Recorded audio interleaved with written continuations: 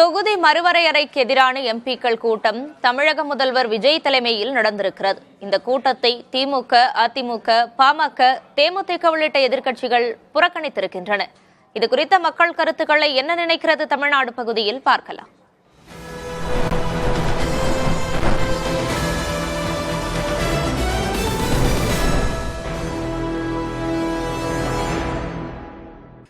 எம்பிக்கள் இதனை புறக்கணிப்பதும், ஏன் இந்த கூட்டத்தில் கலந்து கொண்டால் தன்னால் பேச இயலாதா, இல்லை குறுக்கிட முடியாதா, என்ன நடக்கிறது என்று கூட மக்களுடைய ஒரு தேவையை கலந்துரையாட விரும்பாத ஒரு எம்பிக்களாக இருப்பதையும் நாம் இங்கு உணர்ந்து கொள்ள முடிகிறது. எம்பி கூட்டத்தை கூட்டத்தே கிடையாது. அப்படி ஒரு வரலாறு இருப்பதா எனக்கு தெரியல. ஆனா இவர் இந்த பிரச்சனையை மறுப்பதற்காகவும் திசை திருப்புவதற்காகவும் முதல்வர் அவர்கள் எம்பி கூட்டத்தை கூட்டுறாரு. முக்கியமான பிரச்சனை வந்து காவிரி தண்ணி தான் நமக்கு பிரச்சனை. ஸோ அந்த பிரச்சனை நமக்கு திசை திருப்பதுக்காக தான் இந்த தொகுதி வரையறை உள்ள கொண்டு வந்திருக்காங்க. அரசியல் எப்போ வேணாலும் எதில் வேணாலும் ஈடுபடலாம் அரசியல் மக்கள். ஆனால் வாழ்வாதார உரிமை இன்னைக்கு எதுன்னா இன்னைக்கு உணவு பிரச்சனைங்க. உணவு பிரச்சனைக்கு முந்தி என்ன இருக்கு?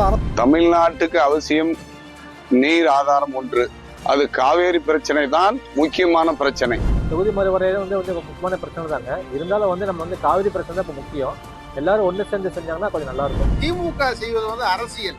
அவங்க இத்தனை காலமா காவேரி தண்ணியை பேசி முடிக்காம இன்று தாவேக அரசு திட்டமிட்டு புறக்கணிப்பது அது அவர்களுக்கான அரசியலை ஆதாயம் தேடிக் கொள்கிறார்கள். எதிர்கட்சிகள் புறக்கணிச்சது கண்டிப்பா தவறுதான். ஸோ ஆளுங்கட்சியா இருந்தாலும் என்ன குறைகள் இருந்தாலும் நிறைகள் இருந்தாலும் அதை கூட்டத்துல கலந்து கொண்டு அவங்களோட கருத்தை அவங்க கண்டிப்பா முன் வச்சிருக்கணும். இந்த 2021-26 திமுக ஆட்சியில் இருக்கையிலேயே மத்திய கவர்மெண்ட் கொண்டு வந்துருச்சு தொகுதி மறுவரை. இப்ப அவங்க எந்த விதமான நடவடிக்கையும் அப்ப எடுக்கல. இப்போ புது கவர்மெண்ட் 2 மாதம் தான் ஆகுது.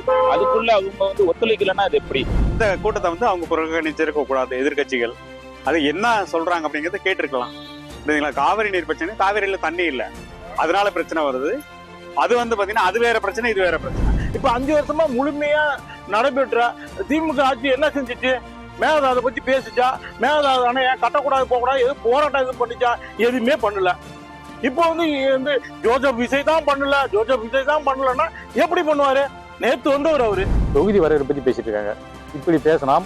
அங்க லட்சக்கணக்கான மக்கள் விவசாயிகள் பயிர் பண்ணி எல்லாம் காஞ்சி போய் செத்துக்கிட்டு இருக்காங்க தினமும். அதை பத்தி பேசாம இதை பத்தி பேச தவறான விஷயம் இது.